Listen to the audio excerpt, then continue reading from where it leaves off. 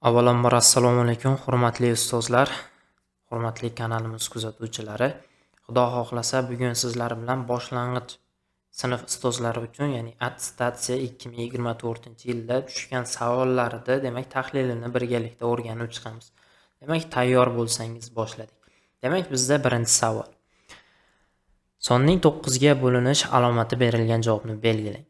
Ya'ni biz bilishimiz kerak, bu o'zi nima degani. Ya'ni bizda qoida bor, bo'linish belgilari 9 ga bo'linish belgisi, ya'ni 3 ga bo'linish belgisi bilan, ya'ni o'xshash tarzda bo'ladi. Ya'ni 3 ga va 9 ga bo'linish,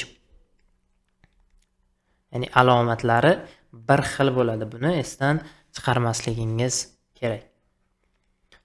Demak, birinchi savol. Agar sonning oxirgi 2 raqamlar yig'indisi 9 ga bo'linsa, u holda sonning o'zi ham 9 ga bo'linadi. Bizda berilgan ushbu, demak, variantimizda javob xato.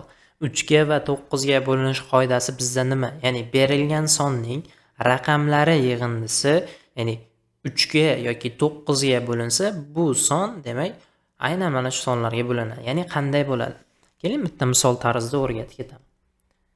Xo'p, misol uchun aytaylik, mana 225 soni 9 ga bo'linadimi deb savol berilsa, sizga nima qilasiz? Mana shu berilgan sonni raqamlari yig'indisini, demak, tezda bir-biriga qo'shib olasiz. Xo'p, tezda qo'shadigan bo'lsak, bizda natija 9.